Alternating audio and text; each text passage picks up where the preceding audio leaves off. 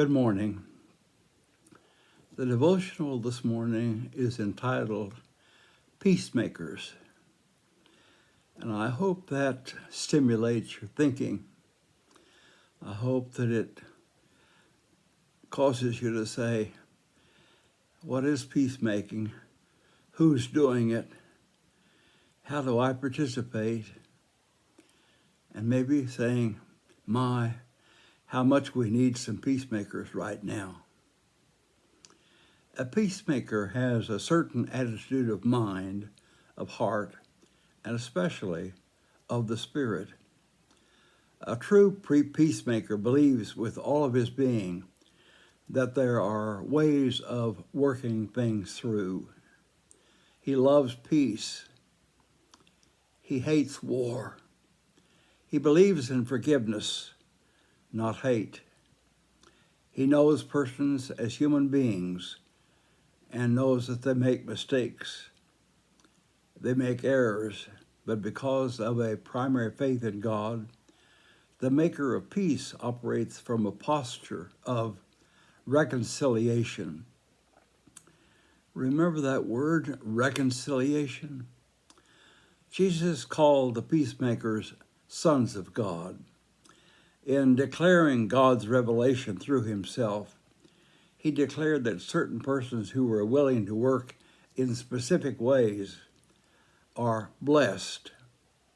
That is, when they are doing those things, they are blessed. It's not the other way around. You don't get a blessing and then you become a peacemaker.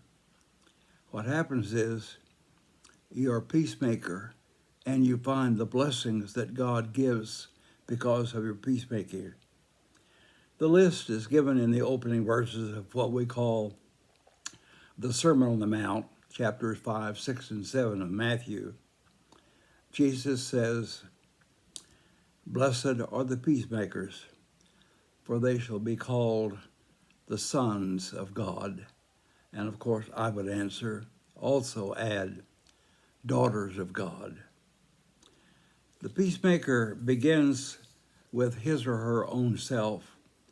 One of his primary purposes is to be at peace with himself. The peacemaker has already discovered an essential truth. Only the person who has come to grips with the wars within himself and found the way to be at peace in his own person, only that kind of person has the stamina, the perseverance, the patience, and the power, blessed by God, to work for peace.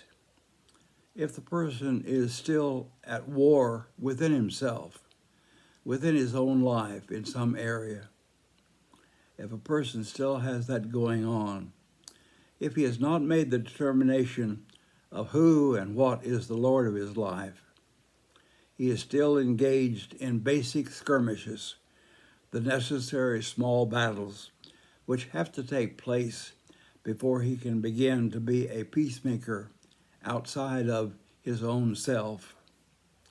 I hope you hear what I'm saying.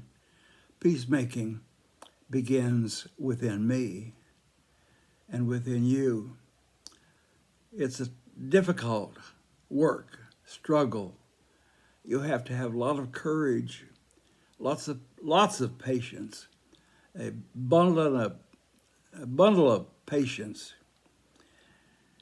The person who is still at war within himself will be comfortable in warlike situations. He may even engage in small wars. I use this in the personal, not the national sense. For as others fight, his own internal warfare receives the green light of okayness for a few moments at least. If, however, the person finds himself in the midst of persons of peace, he is uncomfortable, confronted with the way he wants down deep to be within himself. There are some people who enjoy being the observers of other people fighting. We call it, let's you and him fight. Not you and he, but let's you and him. and I will enjoy it when I see you all fighting, because I like fighting. We're living in a time in which many persons have private battles going on in their lives. For some, the battle is the age-old one of good versus evil, Satan versus God.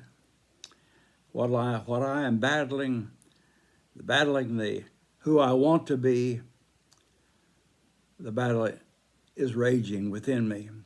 For others, the war is simply put in the familiar phrase of money versus God, or some other master or God that you're worshiping and trying to fight the battle of which one should I serve.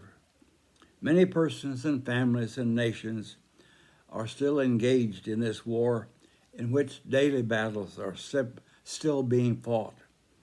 In the universal as well as in the specific, so many of us are doing battle in the self versus God war.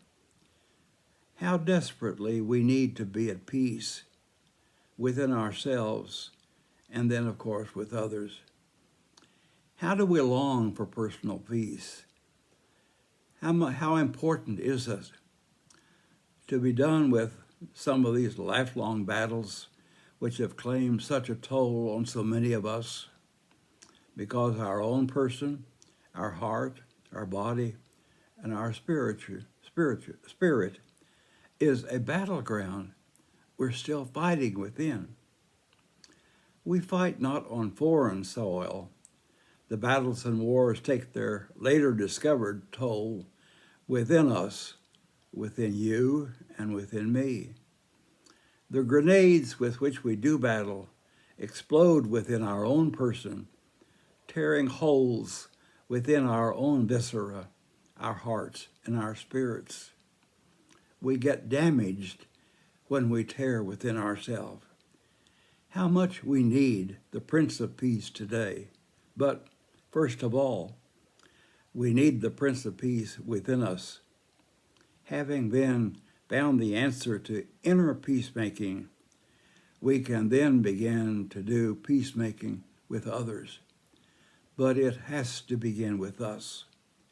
Peacemakers in our world, yes, and not just peace wishers, not just peace prayers, not even peace lovers.